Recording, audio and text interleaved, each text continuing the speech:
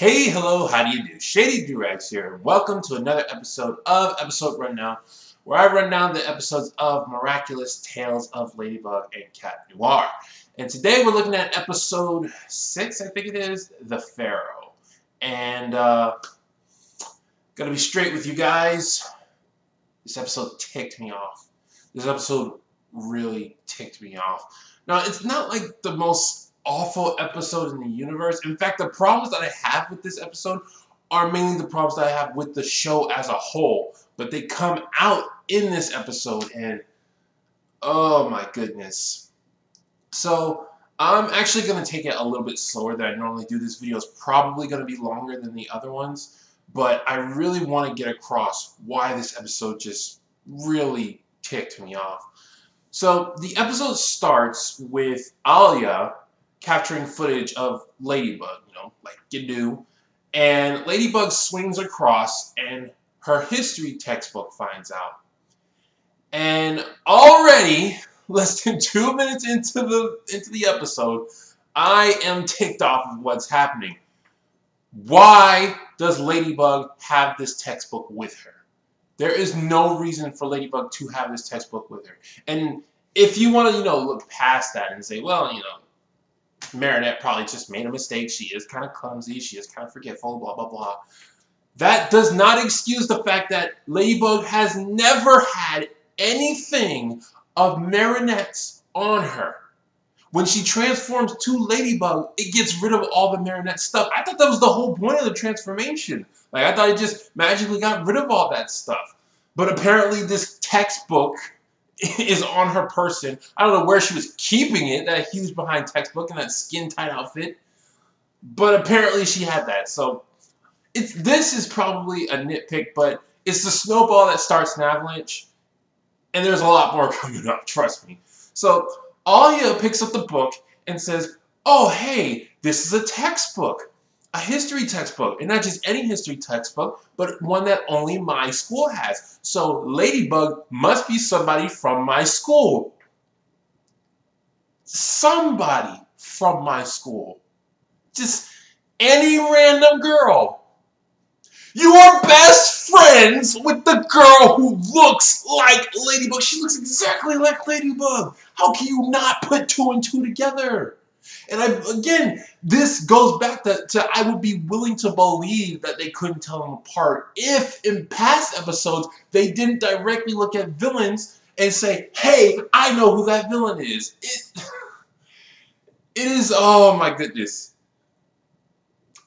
It's so bad to the consistency of the story.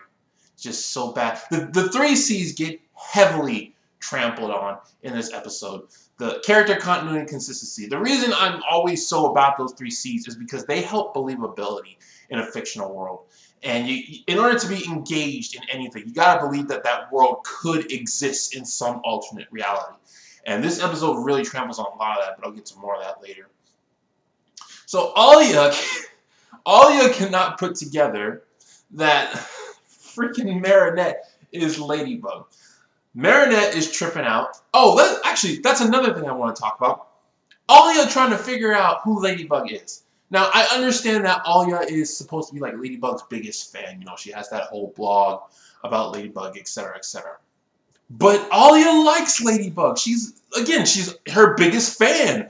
Why would you want to reveal her secret identity? Ladybug clearly does not want her secret identity to be revealed. Like, I can understand if maybe Alya was a reporter or something. I know she has a blog, but I thought she was trying to be a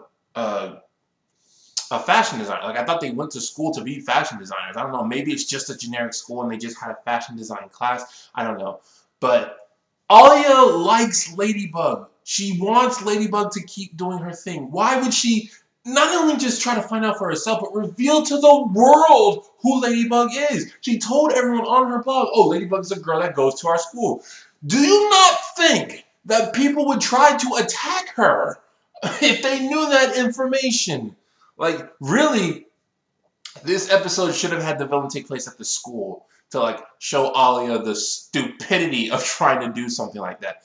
But it didn't. It took place in a completely different environment. So anyway, Marinette is freaking out, trying to figure out how she can stop Alya from figuring out who she is. Tiki comes out and says, you should take her to the Egyptian exhibit at the museum and tell her you found something about Ladybug. And this got me excited because we were finally going to learn, say it we, I guess if you're watching with me, we, it does not matter. We are finally going to learn some information about Ladybug and this world's overall lore. Like, I was really excited. This is what I've been waiting for. And, but in here lies another problem. Tiki does not tell Marinette what it is for reasons I don't understand. She wants Marinette to find out herself. Why? Tiki, we are trying to hide the secret identity. You need to tell Marinette what she needs to tell Alya. I get it, you want to surprise Marinette, but that's not the priority right now. The priority is getting the textbook away from Alya. So, they go to the museum, and at the museum is, I can't remember her real name, but Timebreaker's dad, and apparently Timebreaker's brother, because it's his dad's son, so it must be her brother. Logic. I program computers. I'm smart. But yeah, we see Timebreaker's dad and Timebreaker's brother, and Timebreaker's brother is saying, hey, once upon a time there was this ancient pharaoh and he tried to do the resurrection ritual, you know, and as you know, talking head moment. And the dad's like, yeah, I know, but and the son's like, well, I think I figured it out and I think I could do it. But the son specifically says that the ritual requires a sacrifice. And he's like, yeah, I want to try to do it. You know you have to kill someone. Did this not occur into your brain? But they kind of dwell over that. And the dad seems very uninterested, which seemed really weird to me because he was super interested in his daughter, and she's like nothing like him. And he has his son who's like pretty much following in his footsteps, and he's like, oh, kids talking and just doing the young kids things that they do. And as soon as the dude reached for the staff, the dad was like, no, you can't touch the staff. I'll lose my job, which... understandable, but still, it was really weird to his character that he was just being super jerky to his son. And I shouldn't say super jerky, but just jerky in general, considering how accepting he was of his daughter. Basically the son is going. It turns into the Pharaoh. Now I'm gonna be honest. The Pharaoh is probably the best villain we've had so far. The Pharaoh has good motivation. He has awesome powers. I love that he switches between different modes, like freaking Udyr if you play League of Legends. But, however, although, why did he completely change into the Pharaoh? Every villain we've had so far has turned into an evil version of themselves and trying to selfishly accomplish their goal. He turned into the actual Pharaoh. Like, he had the memories of the Pharaoh. He had the powers of the Pharaoh. He turned into the Pharaoh. Consistency, out the window. That might be continuity, too. Actually, it's probably more continuity than consistency. But just out the window. They just completely changed it. Okay. So, the Pharaoh comes on the scene. And Alya acts like one of the most annoying stereotypes in a superhero story. She acts like the lowest lane reporter. The reporter who throws themselves into trouble even though they can't fend for themselves and constantly has to get rescued by the hero. I mean, this is Alya's first time doing it. She's been rescued by Ladybug before, but this is the first time I've seen her throw herself into trouble. I think there was maybe one other time where she was caught recording, but she didn't do it like they did now. But this isn't a very annoying trait. And I know, reporters have this reputation of sacrificing themselves to get the news, etc., etc. I'm a YouTuber, so I'm not on huge good terms with reporters right now. But just in regards to this story, it was really annoying, and I knew what was going to happen. I knew she was going to be like, haha, I'm so cocky, I'm so confident, and then later she's going to be like, okay, I want out of here, help. And that's exactly what happened. She threw herself in trouble, and Ladybug had to rescue her, and that was really, really, really annoying. It's a cliche in superhero stories, and I cannot stand it. So, Ladybug and Cat Noir shows up, because that's what he does, and they devise this plan to rescue Alya. And Ladybug says, you take care of all of his mummy slaves, because he has mummy slaves, and I'll sneak up behind him and take care of him. And I thought the exact same thing Cat Noir said. Why am I doing all the hard work while you do the easy part? And Ladybug said, because I'm the only one who can capture the Akuma. And that just clicked in me. Why? I noticed that Ladybug was the only one capturing the Akuma. I thought, it was a show-driven thing more than a plot-driven thing, just to put emphasis on Ladybug show-wise. But it's actually a plot point. Cat Noir cannot catch Akumas. Why? He's a Miraculous. When you go back to shows like Sailor Moon, it's explain why Sailor Moon is more important than the other Sailor Scouts. Sailor Moon is a reincarnation of the princess. She helped shape this whole thing that's going on within the lore. So that's why even though like Sailor Venus is more experienced than Sailor Moon, it makes sense that Sailor Moon will be the more important one. But why? Hold on, Mike. Sorry about that. My computer was about to run out of power. Why in this world is Ladybug more important? Is there something going on with Tiki that makes her more important than I don't know the little cat's name. Claude, I think it is. Plaid, I think maybe. I'm gonna call him Plaid. But yeah, why? That was never explained. And that's maybe they're probably gonna explain that later. If they explain that later, all is forgiven. But they did explain that now, and it kind of ticked me off because I know this is supposed to be more of a girl power show than it is an all-inclusive audience show. A lot like not a lot like, but in a similar fashion to My Little Pony. But it's a lot less girly than My Little Pony. But that whole girl power thing's been done so hard. It's like when elements seep in too deeply about it.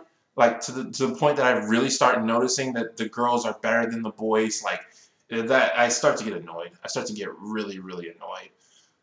And that was it seeping in. Like that Ladybug has to be the one that captures the Akuma. That felt to me like it was seeping in, but not too much. That's probably the most nitpickiest thing I'm gonna say throughout this whole video. Okay, so Ladybug and Cat Noir, they're doing their fight thing and whatnot. They actually do some interesting moves, like they lock all the mummies in the bus and then they tip the bus over. That was pretty nifty. Then Ladybug does the Lucky Charm, which we all know I hate the Lucky Charm. I think it's we all know how I feel about the Lucky Charm. Let's not go into that. But I think they do it so much worse in this episode. She gets a costume of her outfit. How specific can you be? Like, you might as well give her a freaking bazooka or something. That she gets a costume of herself because she knows that the Akuma wants her Miraculouses. Actually, why not just give her that every single time? Just give her fake Miraculouses and give it to the Akuma. That would probably solve the situation every single time. Because it wouldn't make for good entertainment. Oh, but yeah, that upset me, and I'm just like done. A little side note: Hawkmoth is giving all these amazing powers to these people. Like the powers that he gave to the Pharaoh in this episode were just ridiculous. Like I thought the same thing about Time Breaker. Like he was given the power to go through time. That's something he could use to his advantage. Why is he transforming other people? I think I went over this before in a past video, but it's never explained why he doesn't do it himself. And other villains have had that. Yeah, when I talked about Ben 10, because Ben 10 explained why Vilgax never went after Ben himself, because he couldn't. But it's never explained why Hawkmoth, so far, we're 6 episodes in. But anyway, let's get back to the episode. So, Ladybug decides that she's going to become the sacrifice instead of Alya. And they pretty much save the day in the typical Ladybug Cat Noir fashion. So Alya comes back. Okay, this is where everything just falls. The other stuff, it would have just been normal complaints, and I wouldn't have been in such a heavy mood. But this is where just like everything just piles on. So it was revealed through the episode that the Pharaoh's arch nemesis was Ladybug. And so that means that there was a Ladybug 5,000 years ago. So Alya's like, oh, hey, Ladybug is 5,000 years old, to which Marinette says, yeah, she's definitely not a teenage girl. And Alya can't find her missing book, which again, like Marinette just struts off as Alya's freaking out about her book. Like, come on, you can't tell. You can't tell. Why not? She's not even pretending anymore. She know. Anyway, so Marinette talks to Tiki and says, so there was a ladybug 5,000 years ago in ancient Egypt. And Tiki says, yes, there have been plenty of ladybugs before you. And I forget what she called herself, but she said things like us have always been helping you. And Marinette asks her, so are you 5,000 years old? And Tiki says, no, I'm older.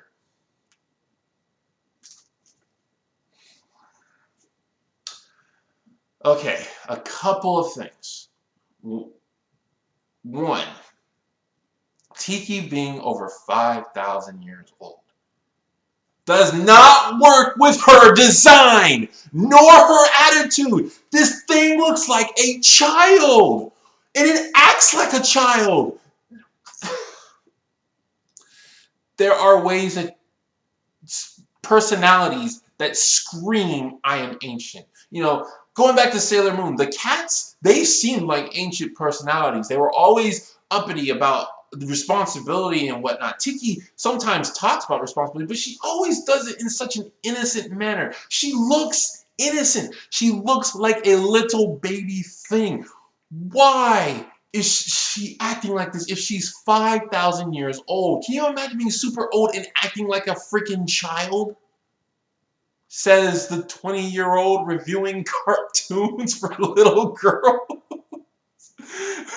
But I'm just saying, this personality does not go with this character, design, attitude, anything. And I hate when you mess with character. I hate that. I hate when you mess with any of the 3Cs, but the character is like my biggest pet peeve.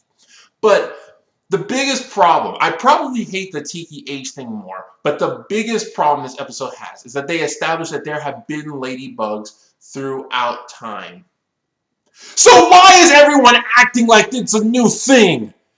No one knows how to handle these Akumas, these magic creatures, nothing. It's been said that for at least 5,000 years there's been a ladybug and there's been evil people running around doing evil people nonsense. So why do the police have no idea how to handle this stuff? Why, when the police put Cat Noir in a cage, they don't know that he can easily escape? Why are people now realizing that Ladybug is 5,000 years old when she's been seen throughout history? There have been plenty of Ladybug sightings.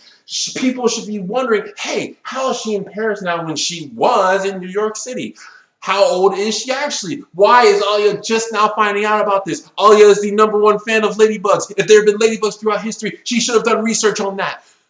It makes no sense to the world that's established. This is why this episode ticks me off. Superheroes have this kind of thing where they introduce superheroes, and the point of the superhero being a superhero is that they are a new element to their world.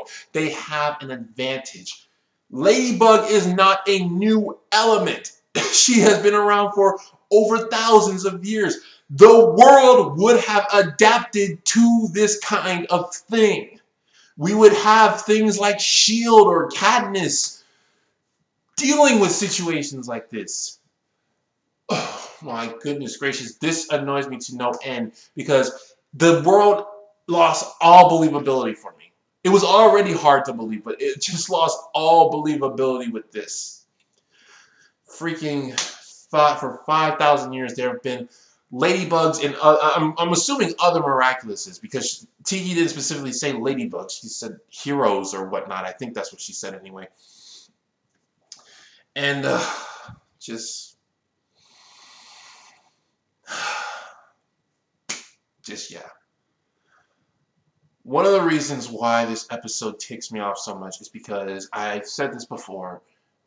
Because I have to do these episode rundowns I have to wait before I can watch the episodes. And I've been waiting for a good long time for something to reveal some exposition. And now that we've finally gotten it, it's really just bad exposition. It doesn't work with the world. I was so excited to learn something about the Miraculouses and about Ladybug, but it completely ruins everything in the show. At least from my perspective. And I know I'm a freaking grown man and this show is for little kids. Little kids are not going to care about all this detail I am analyzing in the show. But when I was a kid, these were things I cared about too. And they were in the shows that I liked. I can watch Ben 10 and believe it existed. Justice League, believe it existed. Teenage Mutant Ninja Turtles, I could believe it existed. It stayed consistent. Teenage Mutant Ninja Turtles might actually be a bad example, but but there were worlds, fictional worlds that I could believe worked. And I guess, you know, all those things have in common that they were more boy shows than there were girl shows. But you know, I like Totally Spies. I was fine with that. I believe that world could exist. Maybe if I went and rewatched it, I would probably feel the same way. But my point is that this show has such a high reputation. And when something has a high reputation like that, I expect the story to overall be good. To overall be like at high quality. You know, this isn't anywhere near Ben 10's level. This isn't anywhere near My Little Pony's level. And it certainly isn't anywhere near Avatar The Last Airbender's level, which I hold as the top tier cartoon. Like, I don't think a cartoon can get any better than Avatar The Last Airbender. So, yeah, kids aren't going to care about that, but it being for kids can be a reason, in my eyes, it can be a reason but not an excuse. The fact that they have this story, what's ticking me off is Miraculous, the show as a whole, is a good concept. Yeah, it's a redone Sailor Moon, but it's still a good concept. It feels like thought wasn't put into it. That's the thing. It seems like somebody had a good idea and just executed it. Actual thought wasn't put into the little details of the show. And that kind of ticks me off. That really ticks me off. And I know this show has a good following, and they say that it gets really good mid-season 1. If this is the point they were talking about, I'm sorry, no. No, it doesn't. Maybe there'll be a future episode that'll actually turn Miraculous into like the best cartoon ever. Maybe I'll love it more than Avatar The Last Airbender. But this episode just really made me lose so much respect for it. And again, it's not a horrible episode. It's just my expectations on something that's supposed to be such a good show were set pretty high, and I've been waiting a while. And you know, I keep blaming oh, I've been waiting a while for this to happen. But in reality, if I wasn't doing for this review, if I wasn't doing this for a review, I would still, I would have stopped at episode 3 because the show doesn't interest me that much. So, you know, if you're a fan of the show and I've kind of ticked you off with this review, you know, it happens. I'm probably taking this thing way too seriously, but it is what it is. The show has lost a lot of respect in my eyes in doing that, in creating a world where character continuity and consistency, they keep juggling them around and dropping them flat on their faces. So, yeah. I think I got everything out. I hope I got everything out.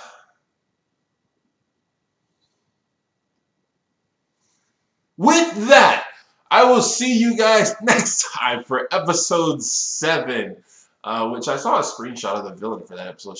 She looks pretty cool. But yeah, I'll see you guys then. And, you know, I'm still going to the end of the season, like I said, like I constantly say. So, this has been Shady Doorags. So long, farewell, Auf Wiedersehen.